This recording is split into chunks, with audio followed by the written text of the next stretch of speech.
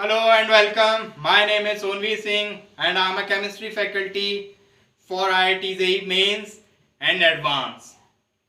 Today we are going to discuss about a very simple topic known as collision number and collision frequency. Before starting the topic, let's listen a story. This story belongs to KTG, kinetic theory of gases. तो kinetic theory of gases नाम के एक बाबा थे। उन्होंने कहा कि ideal gas और perfect gas के जो मॉलिक्यूल्स होते हैं वो बिना किसी अट्रैक्शन के और बिना किसी रिपल्सन के एक स्पीड v मीन स्पीड के साथ ट्रेवल करते हैं किसी भी डायरेक्शन में और किधर भी। तो ये कहानी थी केटीजी बाबा की।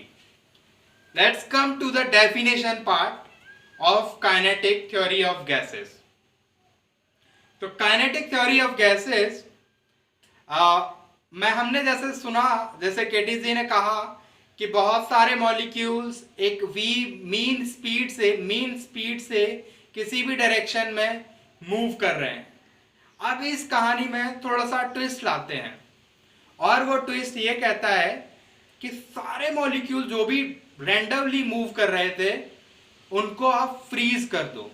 अब सब मॉलिक्यूल अपनी जगह एक फिक्स हैं, ठीक है। सारे मॉलिक्यूल्स अब कंटेनर में जो प्रेजेंट थे वो फिक्स हैं, अपनी जगह पे फिक्स हैं। अब वो सारे जब फिक्स हैं तो उनमें से कोई एक मॉलिक्यूल को आप इतनी एनर्जी दे दो कि वो v जो आपकी मीन स्पीड थी उससे ट्रेवल करे। तो अब बाकी सारे स्टेशनरी हैं, केवल एक यही मूव कर रहा है। तो अब जितने भी ये कोलिजन करेगा तो number of collision of this single particle with other molecules in the container is known as collision number. So this is your definition of collision number.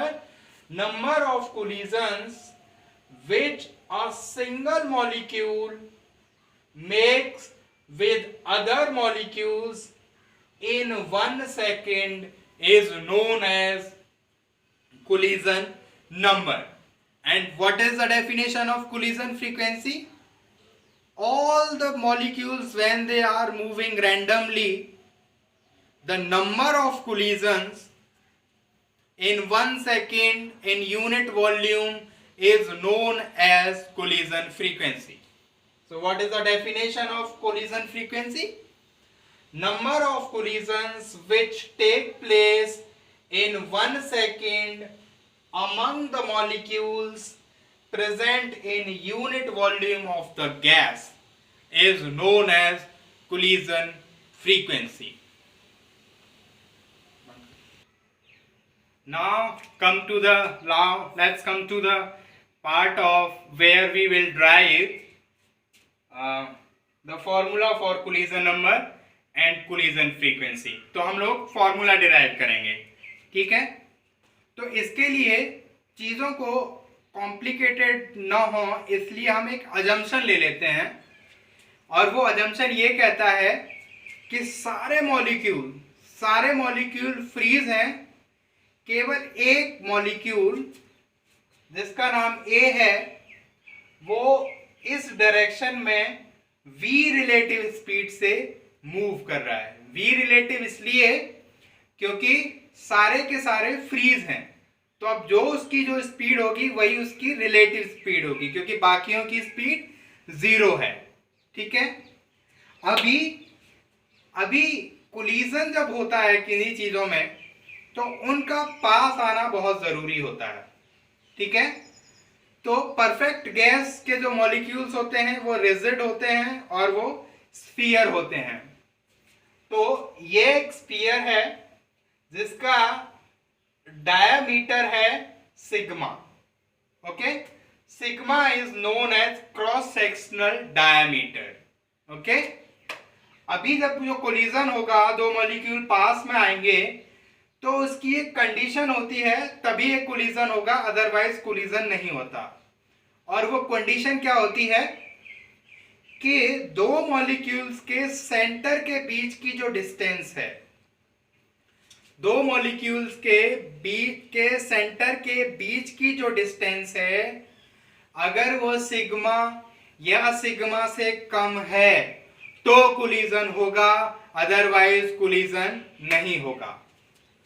तो ये सेंटर है, ये दो मॉलिक्यूल हैं, इनके बीच के सेंटर के बीच की डिस्टेंस सिग्मा है, तो क्या ये कोलिजन करेंगे? तो ये आपस में कोलाइड करेंगे। क्या इसके बीच की डिस्टेंस, इन दो मॉलिक्यूल के सेंटर के बीच की डिस्टेंस सिग्मा है, तो क्या ये कोलाइड करेंगे? हाँ, बिल्कुल कोलाइड करेंगे। क्या इसके ये जो मॉलिक्यूल ए है जो मूव कर रहा था, क्या इसके और इसके बीच की डिस्टेंस सिग्मा या सिग्मा से कम है, तो क्या वो कोलाइड करेंगे? इसकी डिस्टेंस कम है, लेस देन सिग्मा है, तो ये कोलाइड करेंगे। Same here. और इन दो मॉलिक्यूल के बीच के जो सेंटर है, जब ये ऐसे स्ट्रेट लाइन में ट्रेवल करेगा और उसके बीच के जो सेंटर है, तब वो डिस्टेंस मोर देन सिग्मा है, तो ये आपका कोलाइड नहीं करेगा। तो एक सिग्मा डायमीटर, एक सिग्मा रेडियस का आपका एक सिलेंडर बन जा रहा है, राइट? एक सिलेंडर बन जा रहा है, तो जिसका एरिया होगा pi sigma square, and that area is known as cross sectional area. Okay, right? Okay, अभी हमने देखा था कि ये जो ए मॉलिक्यूल है वो v रिलेटिव मीटर पर सेकंड की स्पीड से ट्रेवल कर रहा है। तो बताइए 1 सेकंड में वो कितना ट्रेवल करेगा? तो वो ट्रेवल करेगा आपका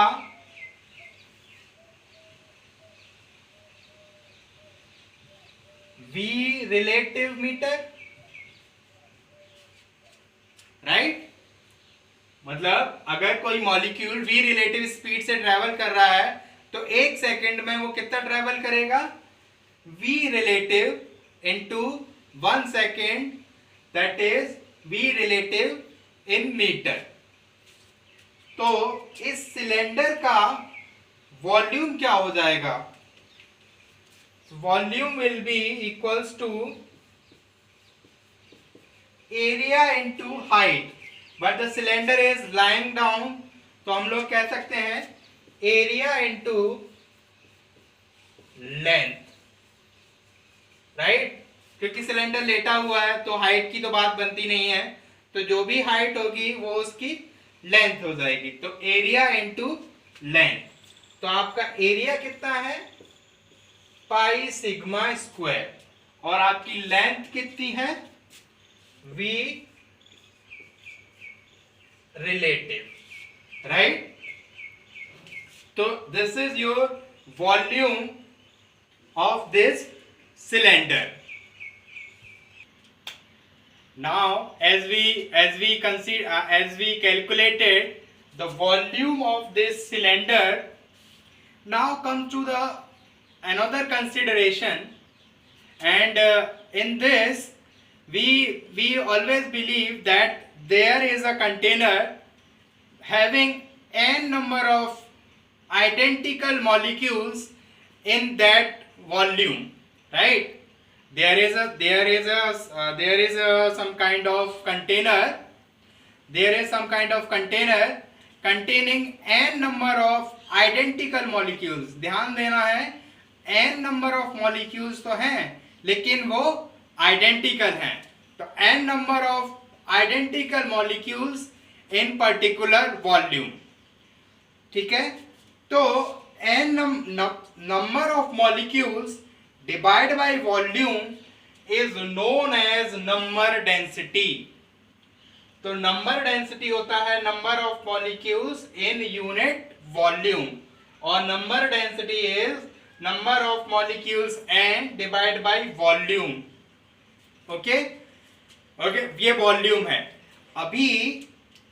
अभी सारे मॉलिक्यूल्स फ्रीज थे, केवल एक मूव कर रहा था, तो उसके वॉल्यूम में, इस वॉल्यूम में कितने नंबर ऑफ मॉलिक्यूल्स आएंगे, जितने नंबर ऑफ मॉलिक्यूल्स आएंगे उन सब से ये एक कोलाइड करेगा, और जब ये कोलाइड करेगा उसका जो कोलिजन नंबर होगा, that number is your number, collision number. तो इस तरह से हम आपका फॉर्मूला ड्राइव करते हैं।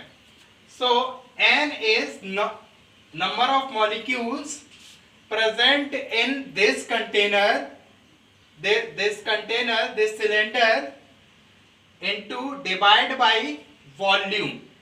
Okay, so volume is pi sigma square v relative, and n is number density, right? This nc is known as your collision number. अभी इसमें एक टर्म आ रही है वी रिलेटिव। ये वी रिलेटिव क्या है? तो जैसे केटीजी ने बताया था कि मॉलिक्यूल्स ट्रेवल करेंगे किसी भी डायरेक्शन में with a speed known as mean speed. Okay, तो अगर दो मॉलिक्यूल कोलाइड करके एक साथ चल देते हैं तो उनके बीच की रिलेटिव स्पीड क्या हो जाएगी? जीरो। अगर कोई दो मॉलिक्यूल, जैसा केटीजी ने समझाया था, मीन स्पीड से ट्रेवल कर रहे हैं और कोलाइड करने के बाद आफ्टर कोलिजन वो साथ साथ ट्रेवल करते हैं, तो उसकी रिलेटिव स्पीड क्या हो जाएगी? जीरो। अगर मॉलिक्यूल्स कोलाइड हेड ऑन करते हैं और उसके बाद वापस लौट जाते हैं, तो उनके बीच की रिलेटिव स्पीड क्या हो जाएगी? Twice of V mean speed के ट्वाइस, डबल हो जाती है। राइट, सिंपल है, ठीक है। लेकिन एक्सपेरिमेंटली ये देखा गया है, on an average, experimentally it is observe that on an average जब दो मॉलिक्यूल आते हैं तो वो परपेंडिकुलरली मतलब कोलाइड करके परपेंडिकुलरली मूव कर जाते हैं। This is experimentally observe that most of the collision result in perpendicular direction. मतलब कोलिजन होने के बाद most of the molecule perpendicular travel करते हैं। तो आफ्टर कोलिजन अगर वो इधर v मीन से जा रहा है और एक इधर परपेंडिकुलरली जा रहे हैं, तो उनके बीच की रिलेटिव स्पीड क्या हो जाती है? Twice of √2 v mean. Okay, तो ये एक्सपेरिमेंटली ऑब्जर्व्ड है, और एक्सपेरिमेंटली ये देखा जाता है कि आपकी जो रिलेटिव स्पीड होती है वो √2 v मीन होती है। तो NC की जगह, NC में अगर आप V रिलेटिव की जगह आपको क्या डालना होगा? √2 V mean, where V mean is √8 RT by pi m. So this is your collision number. Now as we derived collision number, let's proceed to derive collision frequency. तो जैसे हमने देखा था कि एक सिंगल मॉलिक्यूल के जो नंबर ऑफ कोलिजन्स आ रहे थे, that are single molecules produce कर रहा था number of collision as NC। तो दो मॉलिक्यूल कितने प्रोड्यूस करेंगे? जब एक NC प्रोड्यूस कर रहा है तो दूसरा भी एक NC प्रोड्यूस करेगा, तो दोनों का टोटल कितना हो जाएगा? NC into 2। तीन मॉलिक्यूल्स मिलके कितने नंबर ऑफ कोलिजन करेंगे? NC into 3। तो ऐसे ही सो ऑन, अगर n नंबर ऑफ मॉलिक्यूल्स हैं तो वो कितने नंबर ऑफ कोलिजन प्रोड्यूस करेंगे? NC into n। तो आपका कोलिजन फ्रीक्वेंसी क्या होना चाहिए? NC इंटू N, लेकिन ये करेक्ट नहीं होता। क्यों? क्योंकि इसमें एक थोड़ा सा स्लाइट सा चेंज हो जाता है। हम एक छोटी सी गलती कर देते हैं।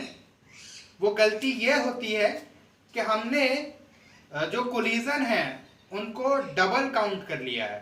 डबल काउंट कैसे कर लिया है? ऐसे समझते हैं कि जैसे दो मॉलिक्यूल मिलके एक कोलिजन प्रोवाइड करेंगे, ठीक है, मतलब कम से कम दो मॉलिक्यूल चाहिए, तब वो कहीं जाके एक प्रोड्यूस करते हैं, एक नंबर ऑफ कोलिजन।